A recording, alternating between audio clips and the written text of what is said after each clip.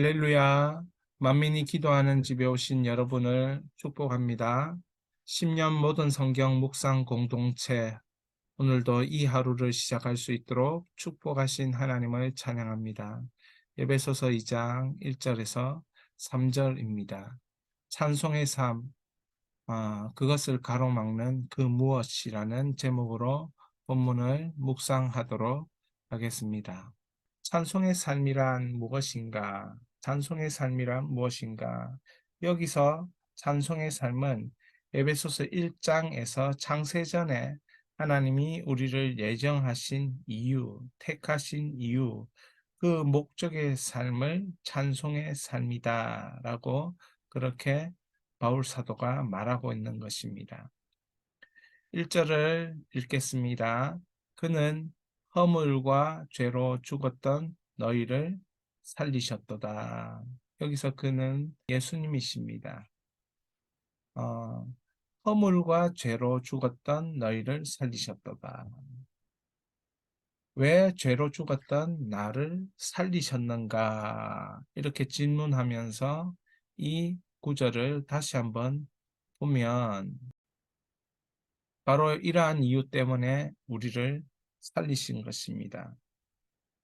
같이 읽도록 하겠습니다. 5절입니다. 그 기쁘신 뜻대로 우리를 예정하사 예수 그리스도로 말미암아 자기의 아들들이 되게 하셨으니 이는 그의 사랑하시는 자 안에서 우리에게 거저 주시는 바 그의 은혜의 영광을 찬송하게 하려는 것이라.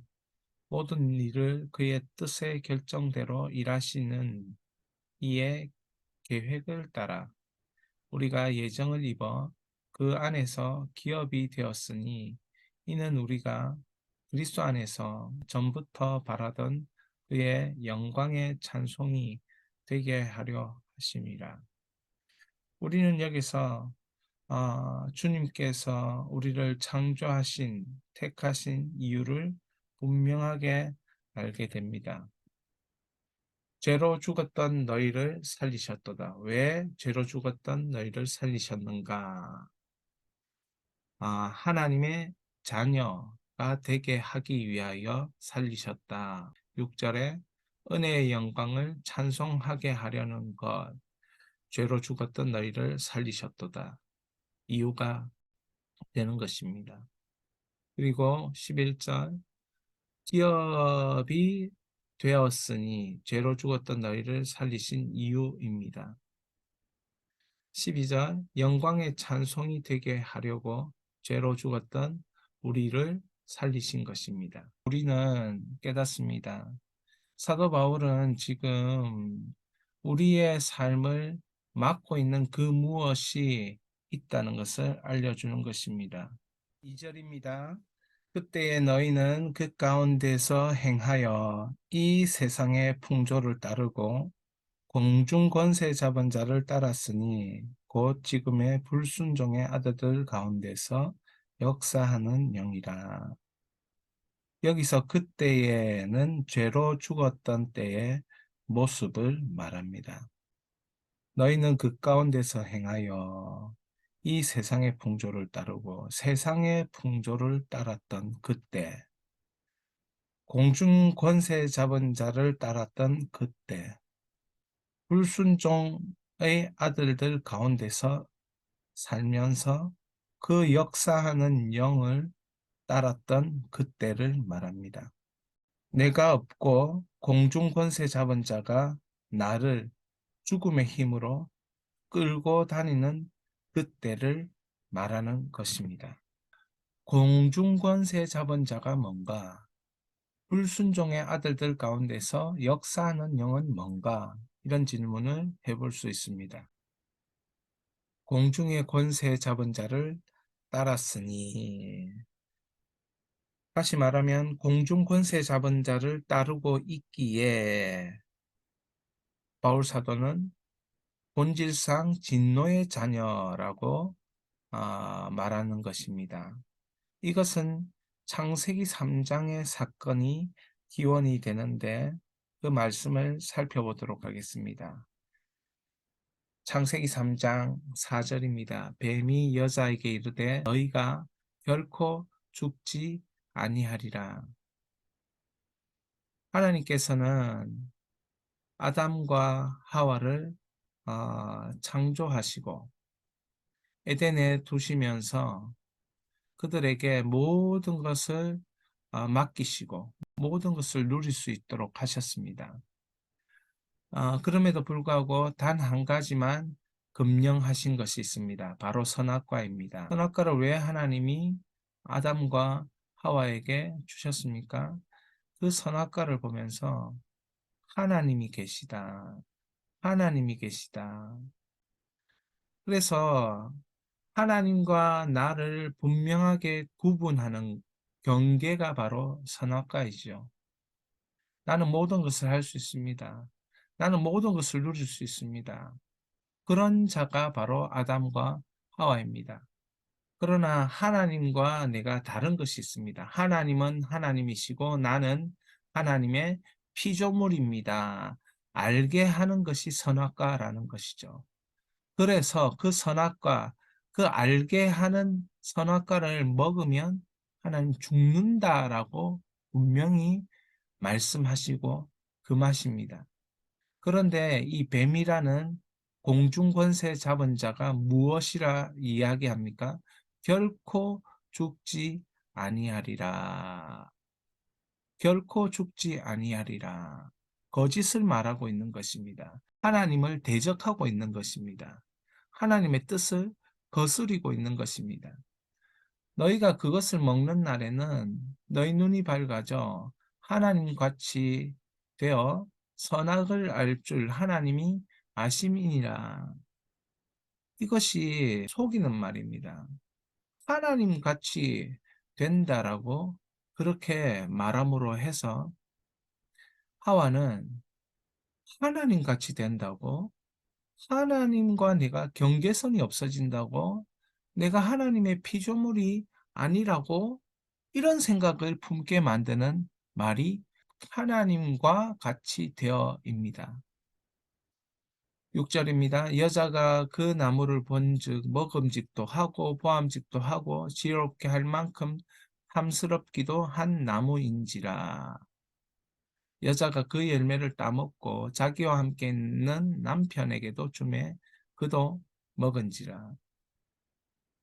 이 사단의 속임수가 여자에게 들어가니까 이제는 그 선악과가, 그렇게 보이지 않았던 선악과가 먹음직도 하게 보이고 보암직도 하게 보이고 지혜롭게 할 만큼 탐스러운 과일로 보인 것입니다. 하나님과 같이 되어라는 말을 듣기 전에는 그 선악과는 그렇게 여자에게 보이지 않았습니다. 먹음직하게, 보암직하게, 지혜롭게 할 만큼 탐스럽게 이렇게 보여지지 않았습니다. 그러나 이 속임수를 듣고 나니까, 그 속임수를 듣고 나니까 그렇게 보이게 된 것입니다. 그래서 그것을 먹게 된 것이죠. 이것이 공중 권세 잡은 자를 따르고 있는 모양, 모습, 태도인 것입니다. 우리도 동일하게 그렇게 살았습니다. 3절입니다.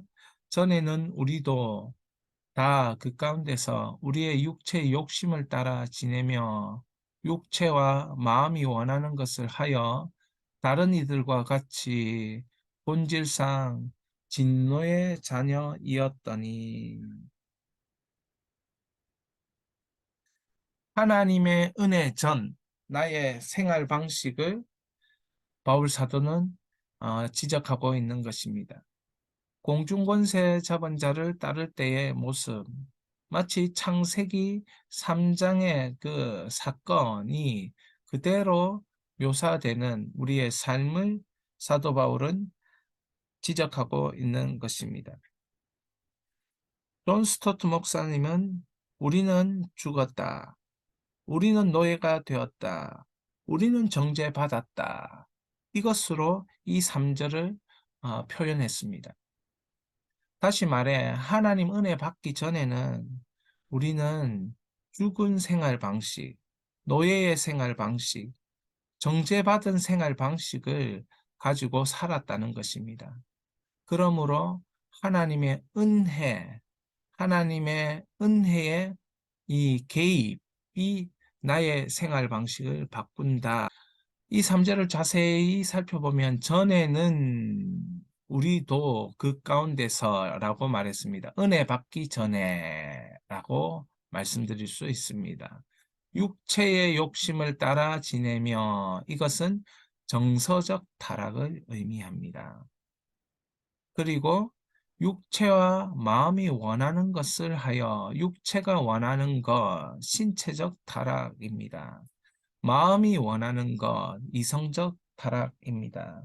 여기서 우리의 육체를 어떻게 이해하느냐? 여러분, 우리의 육체, 이것은 몸을 의미하는 것이 아니고 우리 안에 있는 죄의 성향을 의미하는 것입니다.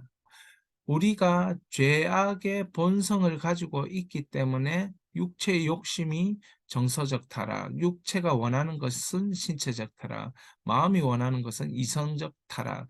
그래서 전적으로 타락되었다. 이렇게 말하는 것입니다. 이것을 본질상 진노의 자녀라고 말하는 것이지요. 본질상 진노의 자녀였기에 창조의 이유, 창조의 목적인 찬송의 삶이 되지 않는 것입니다. 그렇다면 찬송의 삶을 가로막는 그 무엇을 해결로 이끌어가기 위해 에베소서 1장 바울의 기도를 다시 한번 살펴보아야 합니다. 바울의 기도 제목이 무엇입니까? 첫 번째, 지혜와 계시의 영을 주십시오. 그래서 하나님을 알게 해 주십시오. 이것이 바울의 첫 번째 기도 제목입니다. 두 번째 기도 제목은 마음 눈을 밝혀 주십시오. 그래서 부르심의 소망을 깨닫게 해 주십시오. 그 기업의 영광의 풍성함을 깨닫게 해 주십시오. 주여, 마음 눈을 밝혀 주옵소서. 이것이 두 번째 기도 제목입니다.